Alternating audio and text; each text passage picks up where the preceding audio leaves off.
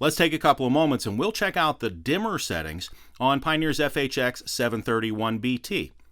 Even though your particular in-dash receiver may or may not have a CD slot across the top like this one, the on-screen and button operation is identical for the following Pioneer models: FH-X730BS, FH-X731BT, FH-X830BHS, and MVH-X690BS.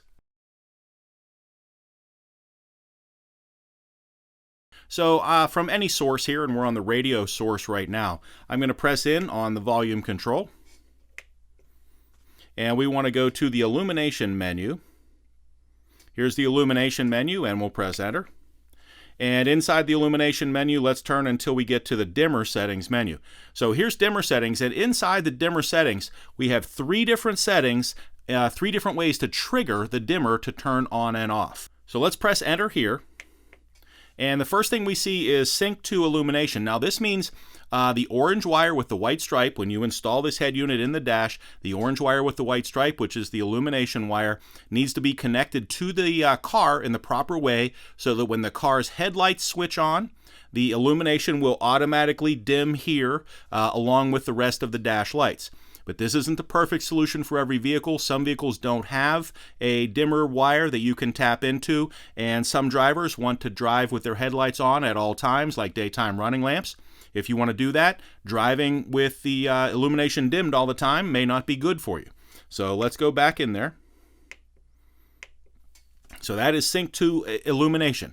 Good solution for some drivers, but not for all of them. The next option here is Synchronize to the clock. Now this means that the illumination will switch on at a designated time and switch off at another designated time based on the clock kept in the head unit. So here we have the illumination is switching on at 6 p.m. and we can adjust that time here. We'll make it 7:30. There's 7:30 p.m. is when the illumination will switch on. And it will switch off at, right now it's 6 a.m., but maybe we'll make that a little earlier.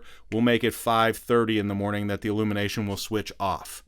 So that's your illumination timer, again, based on the clock kept in the head unit, your displayed clock, switching on and off automatically, and you don't have to touch anything. And you can adjust it for daylight saving time or whatever you need to. So let's go back. And the third option here is to manually switch the illumination on or off. That switched the illumination on, and that switches the illumination off, and you can go into this setting and switch it on and off whenever you want. So let's switch the illumination on here for a moment.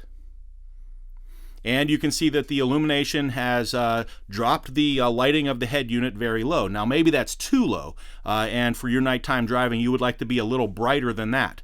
So let's leave the illumination switched on, and we're going to go over to the brightness setting of the head unit. So we're going to go back out here. And here's the brightness, the next setting. We'll press Enter there, and you can see that brightness is set to level number 1. That's its lowest setting. So let's turn that up a little bit. Maybe brightness level number 5 for my nighttime driving. So now I'm going to go back, and we'll test this out to make sure it works right.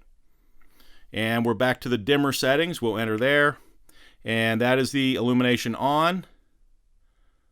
And that is the illumination off, the dimmer on and the dimmer off. So there's the dimmer on, it dims a little bit, and there's the dimmer off. You can see it comes back up to its full brightness.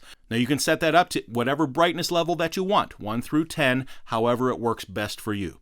When you're done making these adjustments, you can just hit the band button to escape.